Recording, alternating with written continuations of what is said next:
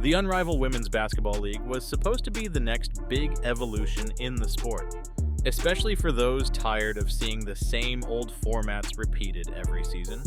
In the beginning, there was an electricity in the air. Fans, players, and even casual spectators kept whispering that something huge was on the horizon. Bold claims promised a brand new style of play, an injection of fresh talent, and a revolution that could rival some of the biggest leagues in men's sports. At the center of all this optimism were rumors about big-name college stars and WNBA icons jumping on board to compete in a 3-on-3 setting. The idea felt innovative, maybe even historic. After all, fewer players on the court could mean a faster pace, more highlight reel plays, and a spotlight on rising talent ready to break free from conventional structures. Yet even from day one, an undercurrent of doubt kept surfacing, leaving many to wonder if this bold project was truly sustainable. But that was only the beginning. From the outset, league officials painted Unrival as a radical step forward, insisting they would attract the biggest names in women's basketball and reinvigorate how the sport is played. Some fans saw promise in that 3-on-3 can be fast, dynamic, and highlight-driven, but others felt that if certain superstar college players didn't join, the league wouldn't garner the momentum it needed. Tensions emerged when fans realized organizers had set their sights on Caitlin Clark, one of the most celebrated collegiate stars, yet no formal commitment was confirmed. People started asking questions. Would the league deliver on its high-stakes promises, or was it all smoke and mirrors? Social media chatter grew heated, with many commenting that the entire concept might flop if one marquee name, especially Clark, didn't show up. The energy around this brand new league remained hopeful, but every day without a major announcement made the doubts louder. And soon enough, one absence would set the tone. Speculation about Caitlin Clark's involvement proved to be a tipping point for public perception. Early promotion teased the biggest college stars, implying Clark was a lock. But when it became clear she wanted no part in this experiment, enthusiastic fans turned skeptical almost overnight. Social media posts ranged from disappointment to outright threats of boycotts. If Caitlin's not playing, I'm not watching. League representatives tried to downplay the damage. They hinted that other stars were already on board, and that Unrival could thrive without a single player, even if that player happened to be one of the most talked about athletes in women's basketball. Yet the damage was done. The real shockwave came when sponsors and partners realized the league might not secure the guaranteed draw they'd been promised. This left Unrival scrambling to patch a hole that felt impossible to fill. They needed a star who could match that level of attention, and they thought they found one. Hardly a month passed before rumblings suggested Sabrina was leaving. Initially, the rumors felt too absurd to be true. Why would Unrival's newly minted face walk away so quickly? Soon enough, social media confirmed it. She was gone, citing other commitments and possibly concerns about the league's organization.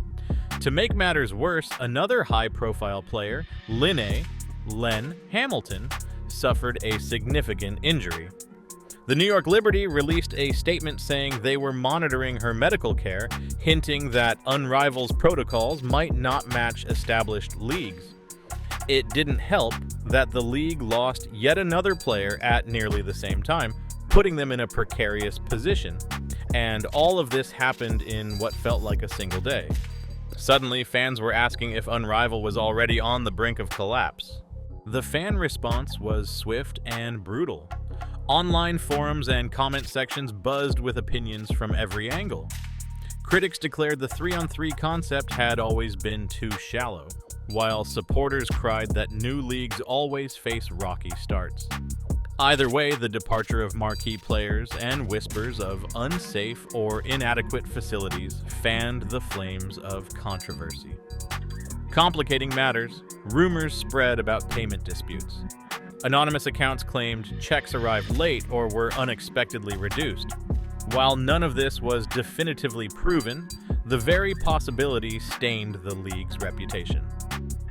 Meanwhile, broadcast networks and advertisers grew wary, wondering if they had invested in a failing venture. With each passing day, skepticism overpowered hope.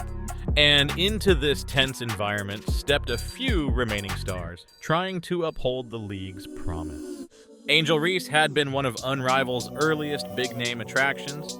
Her dynamic style and fearless attitude were a natural fit for 3-on-3, and for a while she carried the torch that the league desperately needed.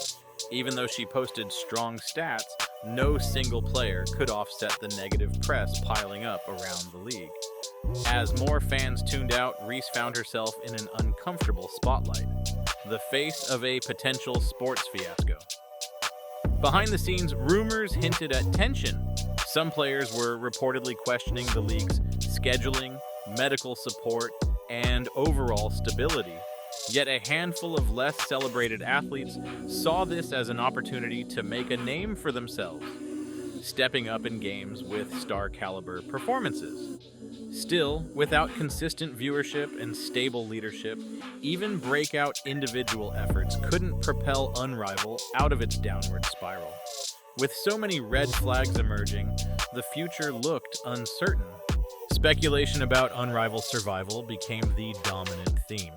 Every insider interview or leaked memo hinted at possible shutdowns or radical format changes. Some proposed that the league might pivot to a 5-on-5 format. Others believed it needed to delay its schedule to avoid clashing with WNBA commitments.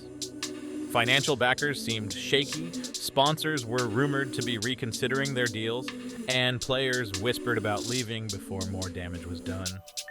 On the flip side, a small but vocal group insisted the league could still be saved. They pointed to historical examples of new sports ventures that needed time to iron out kinks, believing a second season might rectify many issues. But these optimists were overshadowed by a growing narrative that Unrival was set to become a cautionary tale in sports management, a harsh lesson in overselling and under-delivering. And as the season reached its final games, one pressing question lingered in the air. By the end of the inaugural run, Unrival felt more like a case study in missed opportunities than the revolutionary force it claimed to be. High hopes and star power were eclipsed by contract disputes, injuries, and chaotic scheduling that left fans feeling disillusioned. Caitlin Clark's refusal to join revealed a shaky foundation from the start, while Sabrina Ionescu's hasty exit exposed deeper issues in the league's structure. Even Angel Reese's best efforts couldn't salvage what many viewed as a sinking ship. Now all eyes turn to whether Unrival can reinvent itself for another season, or if it'll quietly fold, remembered only as an ambitious experiment that never found its footing. Despite the disappointments, there remains a kernel of optimism from fans who believe in the potential of women's basketball to flourish in innovative spaces. If done right, will Unrival's architects learn from these mistakes and rebuild? Or will its first season be its last? For those who've watched this roller coaster of triumphs and failures, that's the burning question. The future holds endless possibilities. But one thing is clear. Transforming the landscape of women's basketball demands more than hype. It takes meticulous planning, unwavering support, and a genuine commitment to the players who bring the game to life.